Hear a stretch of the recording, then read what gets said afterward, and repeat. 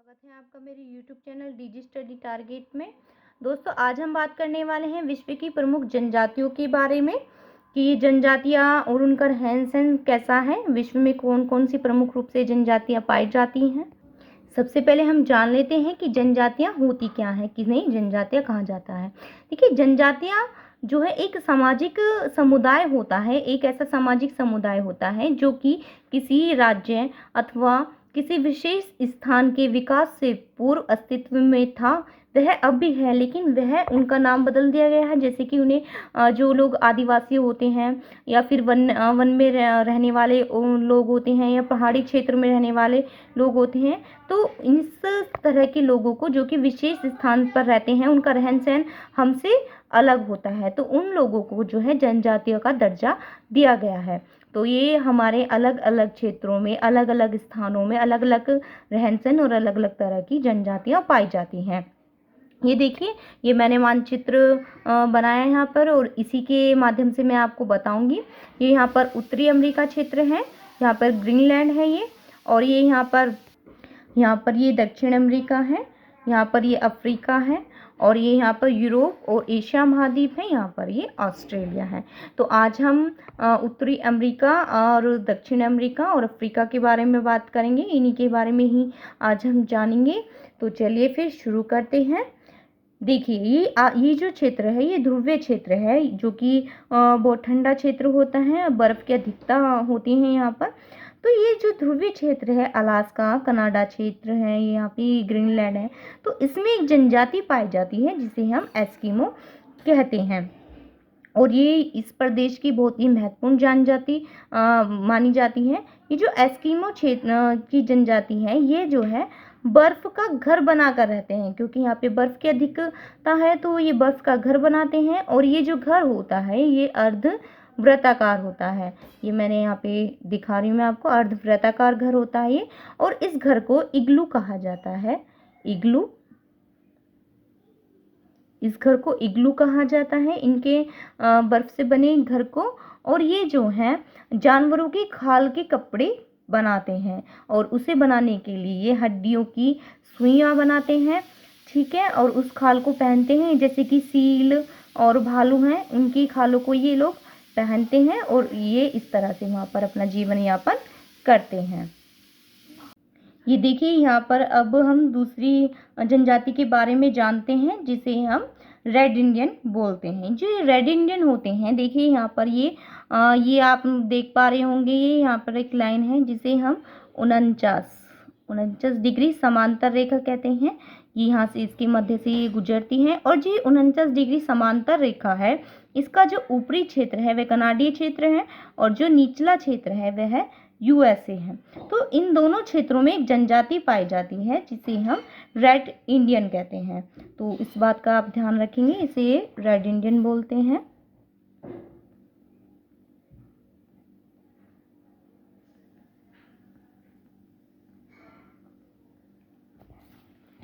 आप देख पा रहे होंगे रेड इंडियन। तो इन दोनों क्षेत्रों में ये जनजाति पाई जाती है, और ये यहाँ की महत्वपूर्ण जनजाति पाई जाती है। और इनका जो इतिहास माना जाता है, तो माना जाता है कि 15 से 20 हजार साल पुराना इतिहास है इनका। ये लोग तब उस समय से आए थे, और अब ये जो है उत्तरी अमेरिका के मूल निवासी भी माने जाते हैं। तो इस तरह से ये रेड इंडियन के बारे में भी हमने पढ़ा है। अब देखिए, ये मैंने यहाँ पे लिखा है होपी और यांकी। देखिए, होपी और यांकी जो है अक्सर वैसे पूछे नहीं जाते हैं, पर ये जो लोग हैं, ये जो जनजाति हैं, ये यूएसए क्षेत्र में रहती हैं, यूएसए क्षेत्र की मानी जाती है। इसे मैं जनरली ऐसे ही बता रही हूँ। अब आते हैं माया जनजाति में। देखिए, माया जनजाति का भी क्वेश्चन पूछ लिया जाता है। ये आप देख पा रहे होंगे, यहाँ पर ये मैंने बनाया है मैक्सिको की खाड़ी। ये मैक्सिको की खाड़ी है इधर, और ये मैक्सिको के इस वाले क्षेत्र में, ये इस क्षेत्र में, मैक्सिको के इस क्षेत्र में ये जनजाति पाई जाती है, माया जनजाति। तो ये लोग यहाँ पर रहते हैं, और ये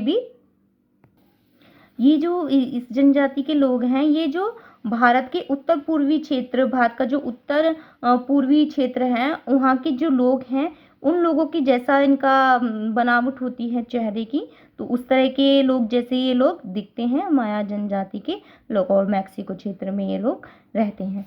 तो उत्तरी अमेरिका के जो ये महत्वपूर्ण जनजातियां थी वह यही थी। इनसे ही क्वेश्चंस आते हैं। तो चलिए अब हम दूसरे उसमें चलते हैं।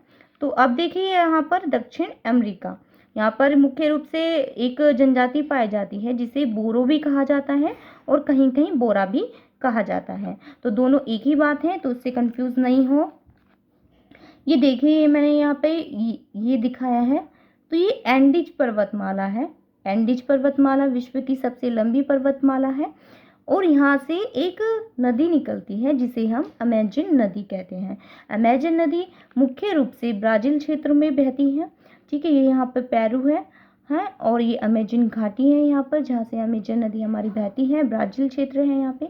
तो ये जो नदी है इसके आसपास का जो क्षेत्र है अमेजन घाटी, वहाँ पर जो है एक जनजाति पाई जाती है जिसे हम बोरो कहते हैं। ये देखिए आप, ये बोरो या बोरा जनजाति भी बोलते हैं, यह इस क्षेत्र में रहती है। दक्षिण अमेरिका में यही महत्वपूर्ण जनजाति थी जो मैं आपको बता चुकी हूँ, ज़्यादा नहीं पूछा जाता है। तो बोरो जनजाति के बारे में भी आपको पता चल गया होगा। अब आगे आते हैं हम। देखिए यहाँ पर ये अफ्रीका, ये देखिए अफ्रीका है ये यहाँ पर, और इसमें जो है मुख्य रूप से 5-6 जनजातियाँ हैं जिनके बारे में डिस्कस करेंगे हम। सबसे पहले हम देखते हैं ये पिग्मी जनजाति। देखिए मैंने लिखा है पिग्मी जनजाति, थोड़ा जूम करती हूँ मैं। ये देखिए यहाँ पर एक रेखा गुजरती है ये अफ्रीका के मध्य से, विषुवत रेखा, जिसे हम विषुवत रेखा कहते हैं। मैंने विश्व की नदियों वाली वीडियो में भी बताया था। अफ्रीका के यहाँ से गुजरती है ये, और इस विषुवत रेखा को एक नदी काटती है 2 बार काटती है। और वह कौन सी नदी है?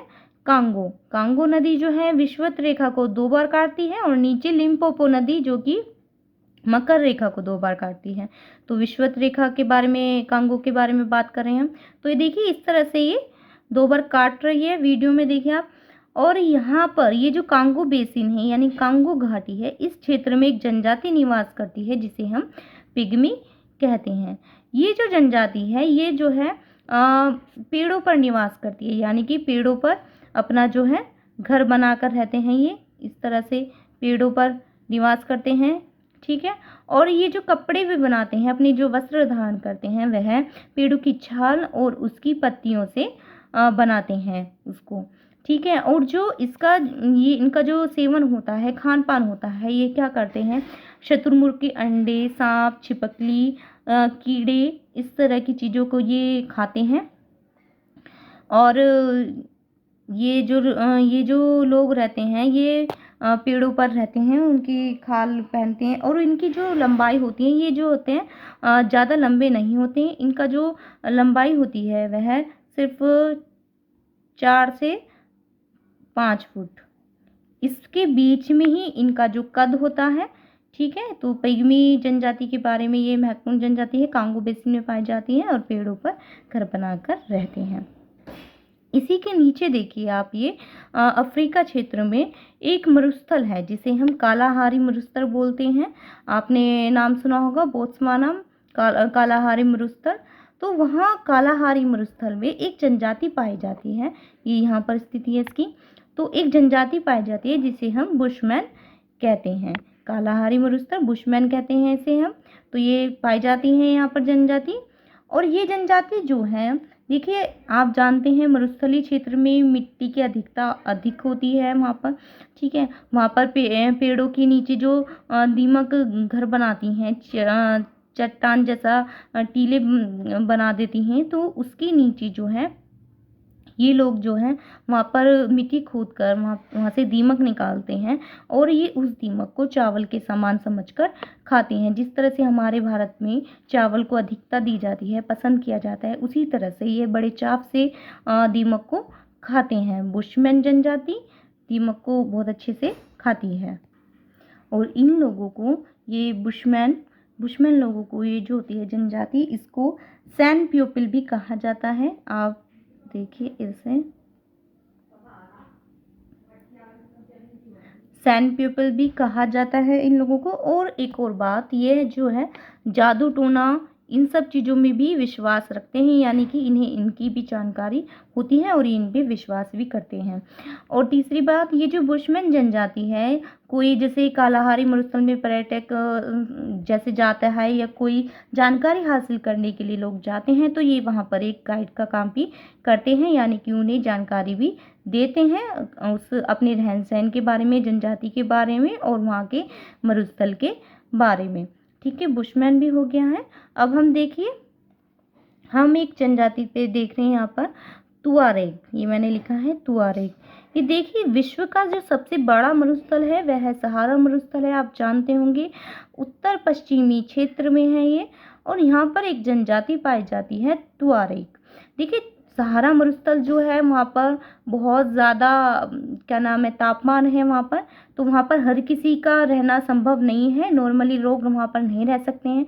तो वहाँ पर एक जनजाति पाई जाती है तुआरेग, जिसका जो जीवन है वह बहुत ही कठिन है, लेकिन उन लोगों के लिए इतना कठिन नहीं है क्योंकि वो शुरू से वहाँ पर इस तरह का जीवन यापन करते हैं। तो ये जो तुआरेग जनजाति है वह सहारा मरुस्थलीय क्षेत्र में पाई जाती है। और यह भी वहाँ पर जैसे कोई सहारा क्षेत्र में किसी जानकारी के लिए या कोई भी किसी तरह से भी वहाँ पर घूमने जाता है, तो उसके लिए ये भी लोग गाइड का काम करते हैं, उन्हें पूरी तरह से सही जानकारी देते हैं अपनी सामाजिक समुदाय के बारे में और वहाँ के क्षेत्र के बारे में। चलिए इधर चलते हैं। ये देखिए आप, ये जो विषुवत रेखा है इसी के पास का जो क्षेत्र है, यहाँ पर केन्या, तंजानिया और युगांडा, इस तरह के क्षेत्रों में एक जनजाति निवास करती है जिसे हम मसाई कहते हैं। आप देख रहे होंगे, मसाई जनजाति पाई जाती है इस क्षेत्र में। तो ये भी एग्जाम में पूछ लिया जाता है कि ये मसाई जनजाति कहाँ पाई जाती है, तो विषुवतीय रेखा के आसपास के क्षेत्र में पाई जाती हैं, केन्या, तंजानिया और युगांडा। ये लोग जो हैं क्या नाम है, ये चरवाहों की तरह या योद्धाओं की तरह फिरते हैं, मतलब चुगाते फिरते हैं ये चरवाहों की तरह। तो उनको चरवाहों या योद्धाओं भी की जनजाति भी कहा जाता है। ठीक है, ये बात भी हम ध्यान रखेंगे। ये लोग जो हैं झोपड़ी का घर बनाकर रहते हैं, यानी कि जैसे कि उन्हें जो भी सामान मिलता है, जैसे लकड़ी मिलती है या कुछ भी मिलता है, उन चीज़ों से ये अपनी झोपड़ी तैयार करते हैं और उसमें रहते हैं। और इनके जो झोपड़ी का होता है, ये रहने का स्थान होता है, इसको ये क्रोल बोलते हैं। ठीक है, इसको क्रोल बोला जाता है। मैं लिख देती हूँ यहाँ पर, आपकी समझ में आ गया होगा। क्रोल बोलते हैं, झोपड़ी का घर बनाकर रहते हैं, जो भी उनको सुविधाएं प्राप्त हो पाती हैं अपनी जनजाति के अनुसार, तो उससे ये झोपड़ी तैयार करते हैं, उसे क्रोल बोलते हैं। ठीक है, तो ये मसाई जनजाति है। ठीक, अब ये देखिए, यहाँ पर इसके अफ्रीका के दक्षिणी क्षेत्र में, बिल्कुल दक्षिण क्षेत्र में एक जनजाति पाई जाती है जिसे जुलू बोला जाता है। ज़्यादा तो नहीं पूछा जाता है एग्जाम में, लेकिन फिर भी बता रही हूँ मैं। तो दक्षिणी क्षेत्र में एक जनजाति पाई जाती है जिसे जुलू बोला जाता है। खाली अफ्रीका के क्षेत्र को देखा जाए तो यह है जो जुलू जनजाति है वह अफ्रीका का सबसे बड़ा जनजातीय समूह माना जाता है। तो इसको भी आप याद, ये देखिए आप इस तरह से भी बना सकते हैं, जिस तरह से मैंने ये चार्ट ड्रॉ किया है, यहाँ पे लिखा है। देखिए इस तरह से मैं आपको कुछ ये 18 जनजाति हैं बताऊंगी उसके बारे में, और आगे की जानकारी, आगे की जो जनजातियां हैं वो मैं अगली वीडियो में बताऊंगी आपको। इस तरह से आप चार्ट बनाइए। देखिए इस तरह से यहाँ पे जनजातियाँ लिखी हैं, यहाँ पे क्षेत्र लिखिए, तो इस तरह से आप बना सकते हैं। देखिए जैसे मैं आपको थोड़ा जूम कर देती हूँ। ठीक है, इस तरह से आपको याद रहेगा। आप यहाँ पे जनजातियाँ पढ़ेंगे, उसका क्षेत्र पढ़ेंगे, तो आपके माइंड में भी रहेगा और मैप से भी आपके माइंड में रहेगा। तो इस तरह से तैयार कीजिए आप नोट्स। ठीक है, तो आज की वीडियो में इतना ही। अगर आपको मेरी जानकारी अच्छी लगी हो तो प्लीज़ मेरे चैनल को सब्सक्राइब करें, लाइक करें, शेयर करें और मुझे कमेंट्स ज़रूर करें। तो आज की वीडियो में इतना ही। धन्यवाद। जय हिंद।